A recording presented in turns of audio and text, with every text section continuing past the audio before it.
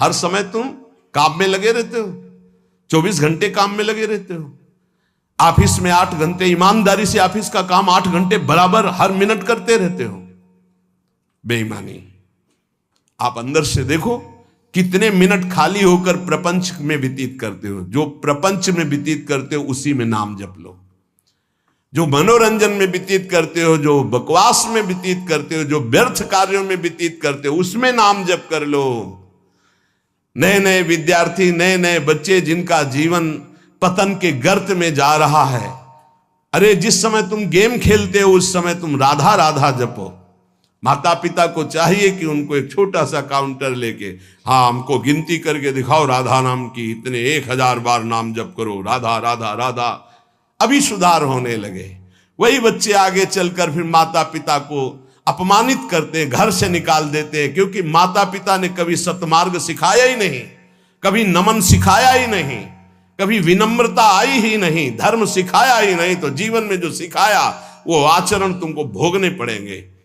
तुमने जो पेड़ लगाया उसका फल तुम्हें खाना पड़ेगा। कभी बैठाल के सिखाया कि धर्म किसे कहते हैं बेटा, कभी सिखाया ऐसे आचरण करना चाहिए, शास्त्रों में वर्णन है। आपको फुर्सत नहीं भोगों से, मनमानी मनोरंजन से, तो बच्चों को जो जीवन की शैली तुम्हारी अनुकरण करने को मिल रही उसका परिणाम तुम्हें होगा कि थप्पड़े आएंगे और तुम्हें घर से निकाल देंगे।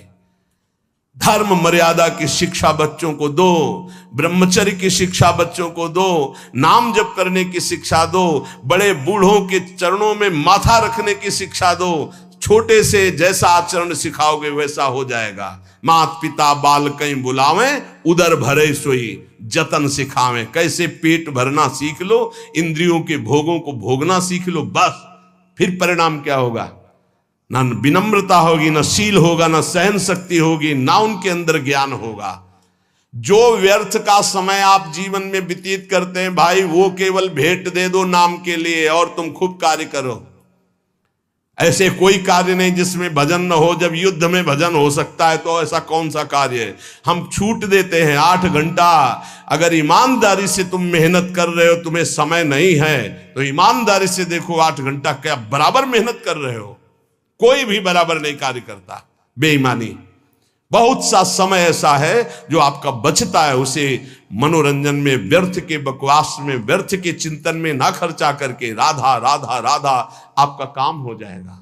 ये जन्म लेना सार्थक हो जाएगा। कह रहे हैं पर अपवाद, दूसरों की चर्चा, स्वाद जिय राच्यो, दूसरों की निंदा स्तुति चुगली करने में बड़ा स्वाद आता है। गंदी जिह्वा, वाकेंद्री गंदी हो गई। वृथा करत बकवाद घनेरो, कौन दशा हुई है जो गदाधर, हरि हरि कहत जात कहतेरो। यदि नाम जप नहीं किया तो कौन सी दुर्दशा होगी तुम जान नहीं रहे हो। भजन कर लो, कौन सी दुर्दशा होगी जान नहीं रहे। यदि भजन नहीं किए, ये कहने से नहीं चलेगा कि हम गृहस्थ हैं, हम तो अमुक कार्य करते हैं। आप केवल आए हैं भजन करने के लिए। भगवान ने आपको परिवार दिया है, आपको सेवाएं दी है, वो सेवाएं करते हुए राधा राधा हरि हरि कृष्ण कृष्ण। यदि नाम जप हमारी जिह्वा से चलता रहे तो हमें अन्य कोई साधन की आवश्यकता नहीं। परम ईश्वर अर्थात परमेश्वर की नाम की अद्भुत महिमा है। जीवन तुम्हारा दर्शनीय हो जाएगा। शब्दों को याद रखो, बड़े महापुरुषों के वचन हैं। जीवन तुम्हारा दर्शनीय हो जाएगा, तुम्हारी दृष्टि बदल देगा नाम, ये सृष्टि बदल देगा नाम। सृष्टि किसकी? तुम्हारी दृष्टि की। अभी जो तुम्हारी दृष्टि स्त्री पुरुष पापी पुण्यात्मा नहीं रह जाएगा। वासुदेवा स्वरमित समात्मा सुदुर्लभा, जिधर देखोगे मुस्कुराता हुआ, जित देखो तित श्याममयी। भगवान के जितने गुण हैं वो सब नाम में विराजमान हैं। जो नाम रुचि के साथ जपता है, रुचि जैसे एक होता है पेट भरना और एक होता है रुचि के साथ भोजन पाना।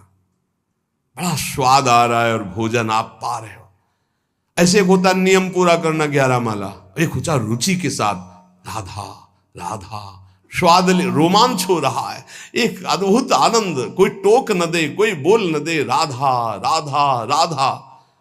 रुचि के साथ जब नाम जप होता है, ये हम दुनिया भर के जितने संत हैं उनके अनुभव की बात कहते हैं, चाहे सगुण भगवान का उपासक हो या निर्गुण भगवान का उपासक हो, सब कुछ प्राप्त हो जाता है रुचि के साथ नाम जप। गुरुदेव श्री नानक जी का जपू जी और ज्ञानदेव जी का हरिपाठ, इन सब में मार्गों में भिन्नता देखी गई, लेकिन लक्ष्य में नहीं, सब में नाम प्रधान है। भगवान का मंगलमय नाम बड़ा रस भरा है, ये रसायन है, रस समुद्र है। तुलसीदास जी, चैतन्य महाप्रभु, तुकाराम जी, नरसिंह मेहता जी, नम्मालवार जी, नानक देव जी, बड़े बड़े महापुरुषों ने अपने जीवन की अनुभूति का वर्णन किया कि जो कुछ मिला वो सब नाम से मिला है। वेदों में भी नाम महिमा का वर्णन मिलता है, क्योंकि वेद वांग में भगवान का स्वरूप है, वाणी स्वरूप। ऋग्वेद में शब्द